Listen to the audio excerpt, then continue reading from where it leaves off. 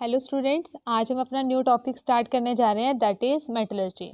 Metallurgy आपने बच्चों पहले 10th क्लास में भी स्टडी किया हुआ है मेटलर्जी के बारे में, ठीक है। पर अब हमें +2 में इसे क्या करना है, इसे डिटेल से हमें इसे स्टडी करना है, डिटेल में स्टडी करना है।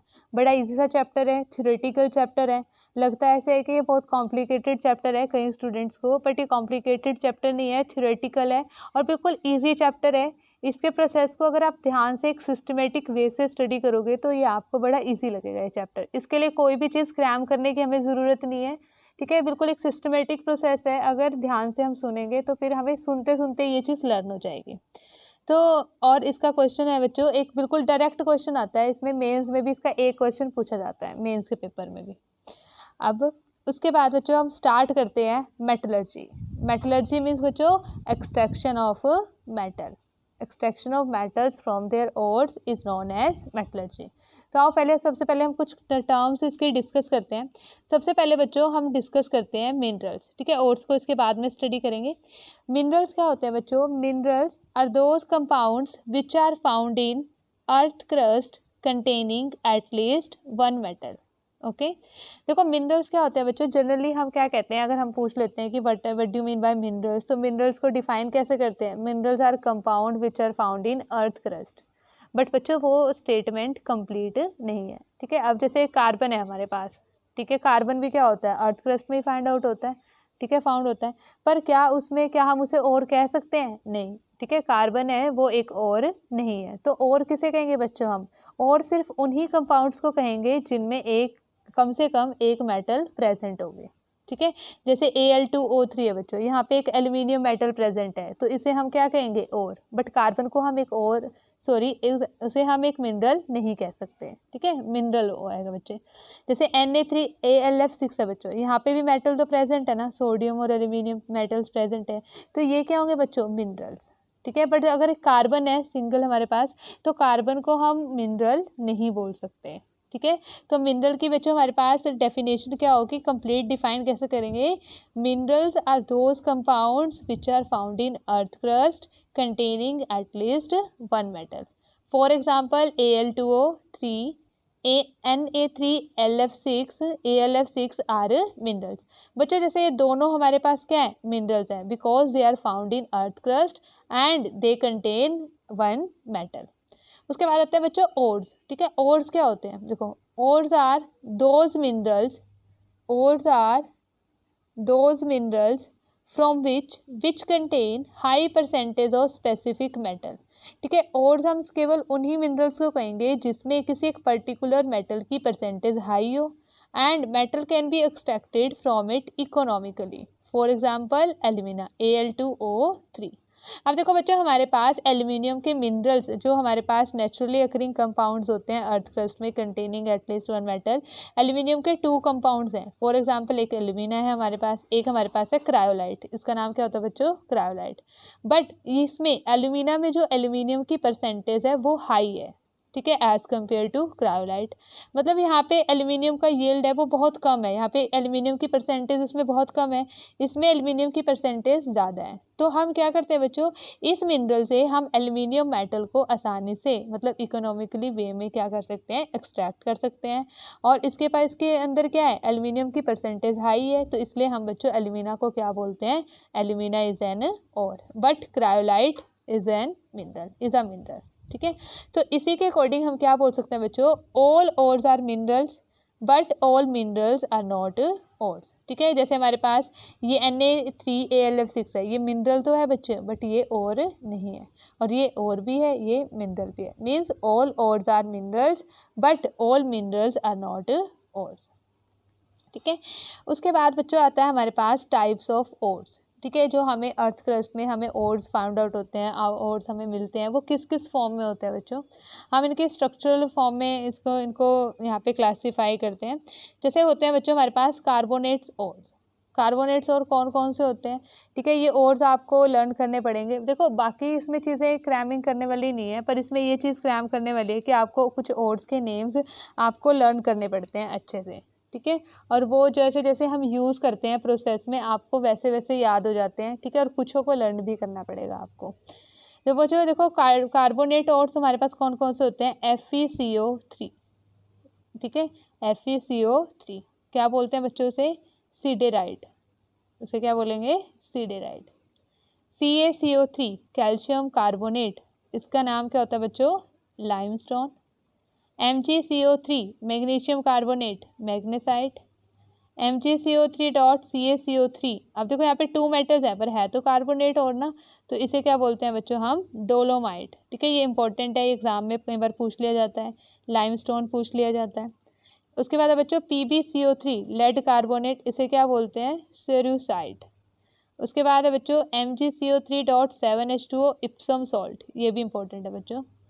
उसके बाद है बच्चों कॉपर कार्बोनेट, कॉपर हाइड्रोक्साइड। ठीक है, इसे क्या बोलते हैं बच्चों, मैलाकाइट, ग्रीन कलर का होता है ये भी कई बार एग्जाम से पूछ लिया जाता है, नीट वगैरह के पेपर में भी कई बार पूछ लिया जाता है इसको डायरेक्टली।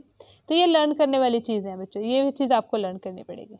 उसके बाद है बच्चों हमारे पास ऑक्साइड्स, और कुछ होंगे सल्फेट्स, और ठीक है कुछ होंगे सल्फाइड्स। और तो ऑक्साइड्स और कौन कौन से होते हैं, Fe2O3। अब देखो आयरन के भी 2 ऑक्साइड्स होते हैं बच्चों, Fe2O3, Fe3O4। Fe2O3 को क्या बोलते हैं, हेमेटाइट। Fe3O4 को मैग्नेटाइट। क्यूप्रिक ऑक्साइड को क्यूप्राइट, क्यूप्राइट, और इसका दूसरा नाम क्या होता है बच्चों, Ruby copper. Next zinc oxide को हम क्या बोलते हैं बच्चों, जिंकसाइड, जिंसाइट और फिलोसफर वूल। ठीक है, इसे क्या बोलते हैं, फिलोसफर वूल। टिन ऑक्साइड, ठीक है, कैसरेराइट और टिन स्टोन। PbO, ठीक है, ये इंपॉर्टेंट है। Lead oxide that is litharge. Al2O3 को बच्चों क्या बोलते हैं, कोरंडम, या फिर हम क्या बोलते हैं, एल्यूमिना। ठीक है, इसे हम क्या बोलते हैं, एल्यूमिना और कोरंडम। अगर यहाँ पे 2 मॉलिक्यूल्स ऑफ वाटर हो बच्चों इसके साथ, तो हम इसे बोलते हैं बॉक्साइट और। तो ये क्या होता है हमारे पास, बॉक्साइट और। ठीक है, तो ये हमारे पास होते हैं बच्चों कुछ ऑक्साइड्स। और नेक्स्ट आते हैं सल्फाइड ओर्स, सल्फाइड ओर्स। देखो बच्चों यहाँ पे CuFeS2, अब इसमें 2 मेटल्स हैं, कॉपर और आयरन। इसका परिणाम क्या है, कॉपर पायराइट्स। ठीक है, जब सल्फाइड होगा तो पायराइट्स आ जाएगा। FeS2 iron pyrites, Cu2S copper glance, ZnS zinc blende. ठीक है, ये इंपॉर्टेंट है, जिंक ब्लेंड, PbS गैलेना, ये आपको हमेशा मिलेगा। HgS इस पे क्वेश्चन भी पूछा जाता है, सीनाबर। ठीक है, कॉपर पायराइट, ठीक है, ये कॉपर पायराइट, ये आयरन पायराइट। एक होता है बच्चों हमारे पास सिल्वर सल्फाइड, इसे क्या बोलते हैं, सिल्वर ग्लास। ठीक है, देखो इसमें 2-3 वर्ड यूज होते हैं मेन कॉमनली, पायराइड्स, ग्लांस, ब्लेंड। ठीक है, वो तो आपको याद करने का तरीका है, याद कैसे करते हो। उसके बाद है बच्चों हेलाइड्स और, हेलाइड्स और में जैसे सिल्वर क्लोराइड है AgCl, इसे क्या बोलते हैं, horn silver. Potassium chloride KCl.MgCl2.7H2O, देखो इन्हें डबल सॉल्ट भी बोलते हैं बच्चे, क्योंकि 2 सॉल्ट है ना, पोटाशियम क्लोराइड अपने आप में एक सॉल्ट है, MgCl2 अपने आप में एक सॉल्ट है, तो दोनों सॉल्ट, इसे हम क्या बोलते हैं, डबल सॉल्ट भी बोलते हैं। इसका नाम क्या होता है, कार्नेलाइट। Na3AlF6, यह भी फ्लोराइड है, मतलब हेलाइड है, इसका नाम क्या है बच्चों, क्रायोलाइट। और कई बार इसका फॉर्मूला ये भी लिखा होता है, तो ये भी ठीक है, ये भी करेक्ट है। ठीक है, तो ये क्या आ जाएगा, क्रायोलाइट। सल्फेट ओर्स क्या होते हैं, सल्फेट ओर्स एज यूजुअल हमारे पास बहुत ज़्यादा नहीं होते। इंपॉर्टेंट जो हमारे पास सल्फेट ओर्स है जो कॉमनली यूज़ होता है दैट इज़ जिप्सम, ये आपने पहले भी स्टडी किया है जिप्सम। कैल्शियम सल्फेट CSO4.2H2O, ठीक है, 2 molecules of water, that is called gypsum. उसके बाद बच्चों आप स्टार्ट करते हैं मेटलर्जी। चैप्टर क्या है, मेटलर्जी। ठीक है, मेटलर्जी का मतलब है बच्चों एक्सट्रैक्शन ऑफ मेटल। ठीक है, तो हम मेटलर्जी को कैसे डिफाइन कर सकते हैं, science of extraction of metal from its ore in an economical way is called metallurgy. ठीक है, सिंपल सी चीज़ है, science of extraction of metal from its ore in an economical way is called metallurgy, उसे हम क्या कहेंगे, metallurgy कहेंगे। अब देखो बच्चों मेटलर्जी डिस्कस करने से पहले हम एक चीज़ यहाँ पे हमें समझ में आनी चाहिए। देखो बच्चों और में क्या होता है, और में मेटल भी होती है और इम्प्योरिटीज़ भी होती हैं। ठीक है, और में क्या होंगी, मेटल्स तो मिलेंगी, मेटल तो प्रेजेंट होती है, उसके साथ साथ कुछ अनवांटेड इम्प्योरिटीज़ भी प्रेजेंट होती हैं। उन इम्प्योरिटीज़ को हम क्या कहते हैं बच्चों, गैंग पार्टिकल्स। ठीक है, गैंग पार्टिकल्स। क्या क्या होते हैं इन इम्प्योरिटीज़ में, कुछ इम्प्योरिटीज सिलिकेट्स की होती हैं, डस्ट होती है, और अनवांटेड इम्प्योरिटीज़। ठीक है, बहुत सारी इम्प्योरिटीज़ होती हैं, जैसे सिलिका की इम्प्योरिटीज़ ये भी होती हैं। तो वो क्या हो जाते हैं बच्चों, देखो और जो हमें ऑब्टेन होता है अर्थ क्रस्ट से, उसमें 2 चीज़ें होती हैं, एक तो मेटल होती है और सेकंड क्या होती है बच्चों, उसमें इम्प्योरिटीज़ होती हैं। ठीक है, हमें तो क्या करनी है, एक्सट्रैक्शन ऑफ मेटल करनी है, वो भी प्योर मेटल की एक्सट्रैक्शन करनी है। अब देखो जो मेटलर्जी का जो मेन कंसेप्ट है, जो मेन, ठीक है, जिस बिहाफ पे हम मेटलर्जी को स्टडी करते हैं वो हम करते हैं इन मेटल रिएक्टिविटी सीरीज के अकॉर्डिंग। ठीक है, हमें पता है down the series activity, reactivity क्या हो जाती है बच्चों, डिक्रीज। ठीक है, reactivity decreases down the series, reactivity decreases. तो हम क्या करते हैं बच्चों, इन मेटल्स की रिएक्टिविटी के अकॉर्डिंग ही हम उन्हें क्या करते हैं, किसी भी मेटल को एक्सट्रैक्ट कर सकते हैं उसके ओर से। तो हम इन्हें थ्री कैटेगरी में क्लासीफाई कर लेते हैं बच्चे। हम 3 कैटेगरीज बना लेते हैं, highly reactive metal, moderately reactive metal, और हम बना लेते हैं लीस्ट रिएक्टिव मेटल्स। ठीक है, हाई रिएक्टिव मेटल्स में बच्चों हम किसे रखते हैं, हाई रिएक्टिव मेटल में हम रखते हैं बच्चों पोटाशियम, सोडियम, कैल्शियम, मैग्नीशियम को। मॉडरेट रिएक्टिव मेटल्स में बच्चों हम रखते हैं एल्यूमिनियम, जिंक, आयरन, कॉपर को। और लीस्ट रिएक्टिव मेटल में बच्चों हम रखते हैं सिल्वर, गोल्ड और प्लेटिनम को। ठीक है, इस तरीके से हम रखते हैं। हाई रिएक्टिव मेटल्स में इन्हें रखेंगे, मॉडरेट रिएक्टिव मेटल्स में इन्हें रखेंगे, और लीस्ट रिएक्टिव मेटल्स में हम इन्हें रखेंगे। ठीक है, अब देखो जो हमारे पास बच्चों हाई रिएक्टिव मेटल्स होती हैं उन्हें हम कैसे एक्सट्रैक्ट कर सकते हैं, उन्हें हम एक्सट्रैक्ट करते हैं by the electrolysis of their molten salts. अब तो क्योंकि बच्चों ये हमारे पास क्या होंगे, हाई रिएक्टिव मेटल्स हमारे पास क्या ऑक्सीजन से क्या हो जाएंगी, यहाँ पे हाई रिएक्टिव होंगी ना ऑक्सीजन के साथ भी, वो कंबाइन कर जाएंगी, मतलब उनके बीच में जो फोर्स ऑफ अट्रैक्शन होगा वो क्या होगा, लार्ज होगा। तो उन्हें हम कैसे ब्रेक डाउन कर सकते हैं, उन्हें हम वैसे सिंपल हीटिंग वगैरह से ब्रेक डाउन नहीं कर सकते, बल्कि उन्हें हमें क्या करना पड़ेगा, उनकी हमें इलेक्ट्रोलिसिस करवानी पड़ेगी। फॉर एग्जांपल बच्चों अगर मुझे सोडियम को एक्सट्रैक्ट करना है, फॉर एग्जांपल मुझे सोडियम को एक्सट्रैक्ट करना है, तो मैं क्या करूँगी, उसे उसके मोल्टन सॉल्ट से एक्सट्रैक्ट करवाऊँगी। Sodium is extracted from molten NaCl। ठीक है, from molten NaCl by the process of electrolysis, by the process of electrolysis। ठीक है, आती है ये चीज़ समझ में। तो हाई रिएक्टिव मेटल्स को हम इलेक्ट्रोलिसिस की हेल्प से करेंगे। मॉडरेट रिएक्टिव मेटल्स हैं बच्चों, उनके हम क्या करेंगे, by the reduction of their oxides, उनके ऑक्साइड्स की हम रिडक्शन कर देंगे, तो हम क्या कर सकते हैं, मॉडरेट रिएक्टिव मेटल्स को एक्सट्रैक्ट कर सकते हैं। उसके बाद आती है बच्चों हमारे पास लीस्ट रिएक्टिव मेटल। तो लीस्ट रिएक्टिव मेटल में हम क्या करेंगे, डायरेक्ट हीटिंग कर देंगे। ठीक है, इस कैटेगरी में हम किसको रखते हैं, सिल्वर, गोल्ड, प्लेटिनम। कॉपर को किस में रखते हैं बच्चों, मॉडरेट रिएक्टिव मेटल्स में, ये ध्यान रखनी है आपको ये चीज़ ना। ठीक है, कॉपर को मॉडरेट रिएक्टिव में, और लीस्ट रिएक्टिव में silver, gold and platinum. Silver, gold, platinum को हम क्या करेंगे बच्चों, डायरेक्ट हीटिंग करने पर मेटल क्या हो जाएगी, एक्सट्रैक्ट हो जाएगी।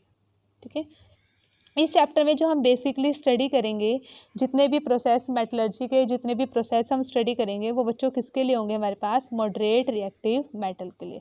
मॉडरेट रिएक्टिव मेटल्स के लिए हम सभी मेटल्स को एक्सट्रैक्ट करेंगे, और उसके लिए हमारे पास कितने प्रोसेस होते हैं बच्चों, हमारे पास बेसिकली हमारे पास टोटल प्रोसेस होते हैं 4 स्टेप्स। ठीक है, सॉरी स्टेप्स।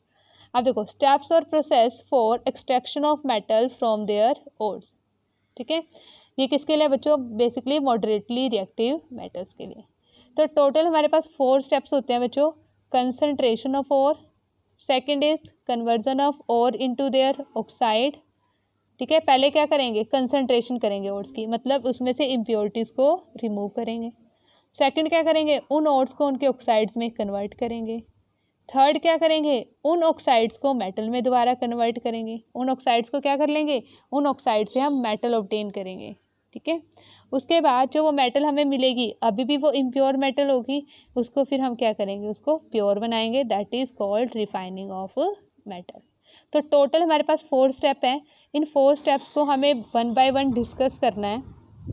ठीक है, आज की क्लास में हम डिस्कस करते हैं हमारा first process, that is concentration of ore. Okay, इसमें हम 1-2 मेथड डिस्कस करेंगे, बाकी नेक्स्ट क्लास में डिस्कस करेंगे।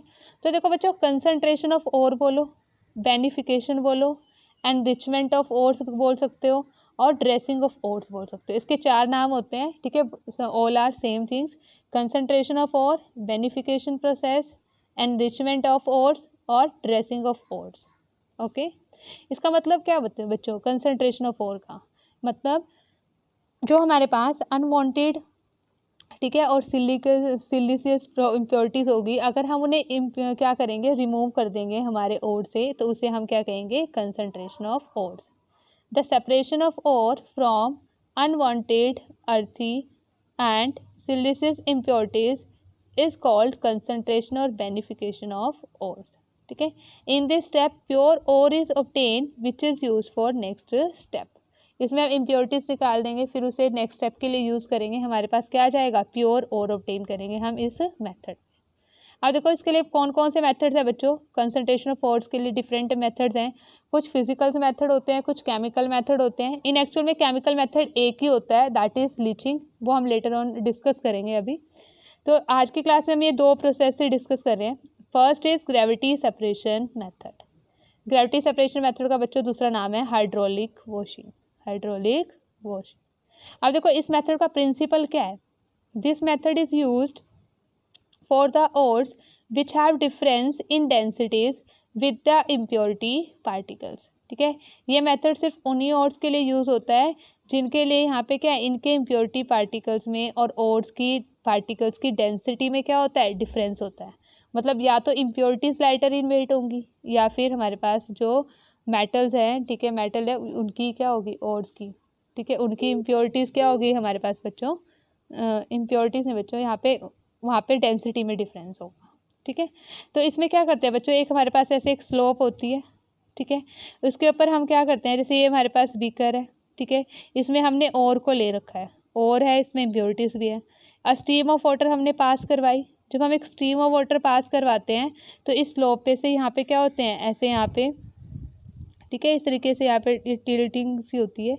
उसके बाद हम क्या करेंगे बच्चों, यहाँ पे जब ये आएगा, ठीक है, जो लाइटर वेट की होगी, जैसे सपोज करो इम्प्योरिटीज लाइटर वेट है, अगर इम्प्योरिटीज लाइटर वेट है तो वो सारी की सारी क्या आ जाएंगी, यहाँ पे फ्लो डाउन कर जाएंगी, क्योंकि जब वाटर जाएगा तो वो क्या आ जाएंगी, सरफेस ऑफ वाटर पे होंगी। और जब ये ओवरफ्लो करेगा तो बच्चों ये कहाँ पे आ जाएगी, ऐसे यहाँ पे डाउनवर्ड डायरेक्शन में, तो यहाँ पे इकट्ठी हो जाएंगी। इट मीन्स इम्प्योरिटीज और ओर्स दोनों क्या हो गए बच्चों, अलग अलग हो गए। ठीक है, तो यही तो हमें करना था। ठीक है, ये क्या होता है, ग्रेविटी सेपरेशन मेथड। ठीक है, नेक्स्ट मेथड फिर हम नेक्स्ट क्लास में स्टार्ट करेंगे बच्चों कि मैग्नेटिक सेपरेशन मेथड। ठीक है, बाकी के मेथड हम नेक्स्ट क्लास में स्टार्ट करेंगे। ओके।